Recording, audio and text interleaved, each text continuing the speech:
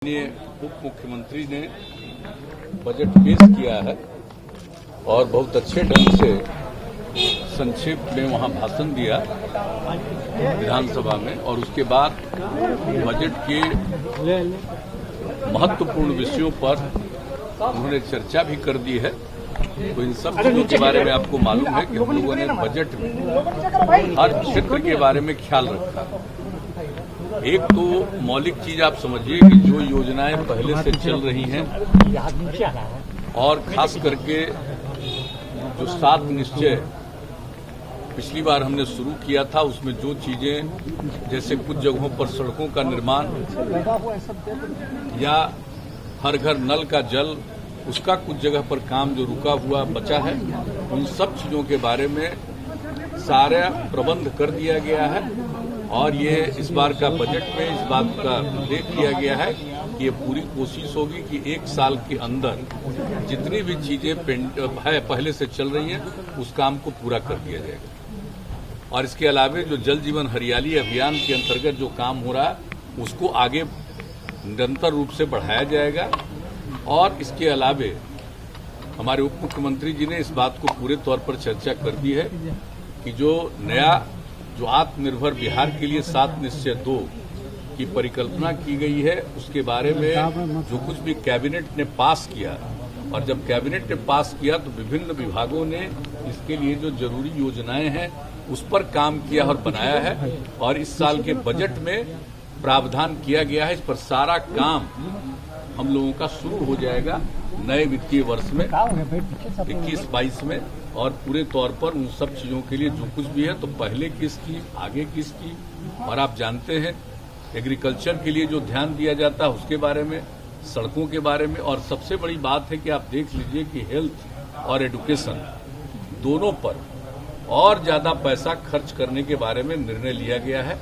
तो सब लोगों को जो सुविधा मिलेगी उस सब चीज के लिए प्रावधान है।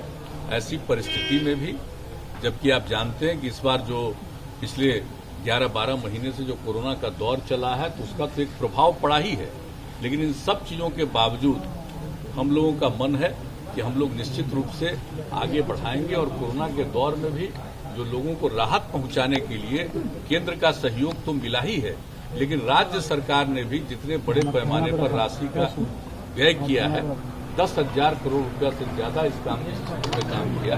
तो ये सब काम तो किए ही हम लोग, लेकिन इसके आगे अगले साल के लिए और अच्छे ढंग से बिहार की प्रगति हो, इसके लिए हम लोग प्रयास कर रहे हैं। और बजट में एक एक चीज का प्रावधान किया गया है, और हमारे उप मुख्यमंत्री जी ने तो पूरे तौर पर आपको बता दिया है और हाउस में भी बताया है, संक्षेप में ही एक एक चीज के बारे में उन्होंने चर्चा कर दी है। और इसके अलावा आप लोगों के समक्ष में इन लोगों ने बता दिया। तो हम लोगों को इस बात पर एकदम बिल्कुल, जिसको कहिए कि इसके प्रति हम लोगों का एकदम, जिसको कहिए कि डेडिकेशन है, हम लोग बिल्कुल इस बात को लेकर के वचनबद्ध ही नहीं है।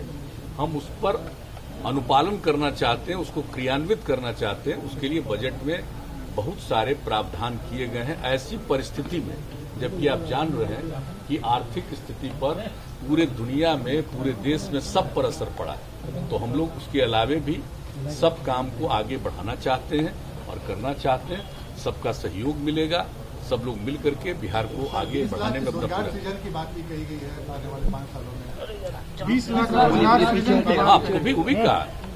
जो आजकल तो लोग बोलते रहते हैं 19 लाख 19 लाख, हम लोगों का 7 निश्चय 2 जो आत्मनिर्भर बिहार के लिए देखा नहीं है, उसमें लिखा हुआ है सरकारी और गैर सरकारी हर प्रकार से लोगों को प्रेरित करेंगे, और 20 लाख से भी ज्यादा लोगों के लिए रोजगार का अवसर मिले, इसके लिए हम लोग काम करें।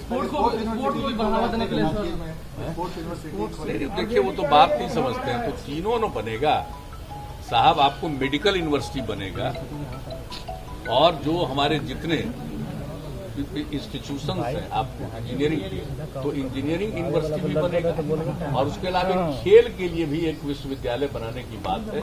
और चूंकि आप जानते हैं कि राजगीर में इतने बड़े पैमाने पर काम हो रहा है, तो यही तय किया गया कि और कहीं किसी जगह लेने की जरूरत नहीं पड़ेगी, वहीं पर विश्वविद्यालय बनाएंगे। तो जान रहे हैं आज का तय नहीं है, ये तो 10 साल पहले से तय है, और उस पर काम होना जितने बड़े पैमाने पर शुरू हुआ है। स्टेडियम से लेकर के एक एक काम वहां पर किस तरह से लोगों के खिलाड़ियों को प्रेरित करने के जो काम हो रहा है, इसलिए सोच करके ही सब लोगों ने विचार किया और कहा कि वहीं पर खेल के लिए विश्वविद्यालय बनाने की विश्वविद्यालय बनाना अच्छा होगा, बेहतर होगा, इसलिए किया गया। और बाकी हम लोग इंजीनियरिंग के लिए भी और मेडिकल के लिए भी यूनिवर्सिटी बनाएंगे, हम लोगों ने तय कर लिया। और आप जानते हैं कि इसके लिए हम लोगों ने आपस में देखना शुरू कर दिया है कि किसका कहाँ होगा, तो उसके लिए भी सब तैयारी चल रही है। और जब वो अंतिम हो जाएगा कि कहाँ पर और क्या बनेगा, तो उसके बारे में फिर बात है, इसको घोषणा की जाएगी, हम लोग बनाएंगे। बड़े जो मैचेस होते हैं राज्यों में, लगता है कि बिहार में भी स्पोर्ट्स सेक्टर बनने से काफी अच्छा होगा। देखिए, स्पोर्ट्स को बढ़ावा देने के लिए तो आप जान रहे हैं, हम लोग प्रारंभ से ही पूरा कोशिश करते हैं, पूरी कोशिश करते हैं।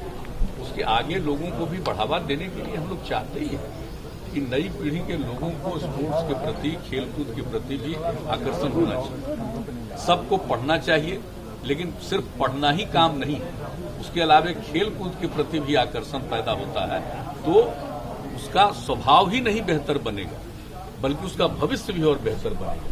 तो पढ़ाई के साथ साथ इन सब चीजों के लिए कार्य केस किया जा रहा है सोशल मीडिया पर, आवाज नहीं आ रही, क्या कर रहे हैं? पत्रकारों पर केस किया जा रहा है सर, बिहार बोर्ड के पेपर मामले को लेकर। पत्रकारों को ही केस किया जा रहा है, पत्रकारों पर नहीं, ये हम नहीं जानते हैं, लेकिन जब ये बात आई है तो हमने जरूर हमारे कार्यालय से ही ये पूछा गया है और उन लोगों को बताया गया है कि जो भी स्थिति है इसके बारे में बताइए।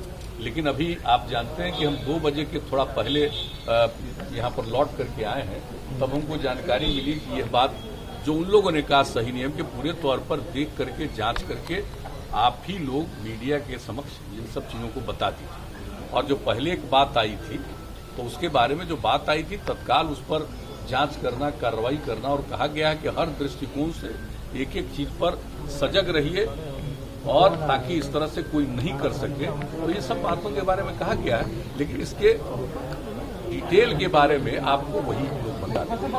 नमस्कार, मैं हूं मानक गुप्ता। अगर आपको हमारा ये वीडियो पसंद आया हो तो इसे लाइक और शेयर जरूर करें, और हां, हमें सब्सक्राइब और फॉलो करना ना भूलें, ताकि आप देश और दुनिया की कोई खबर मिस ना करें। तो जुड़े रहिए हमारे साथ और देखते रहिए न्यूज़ 24।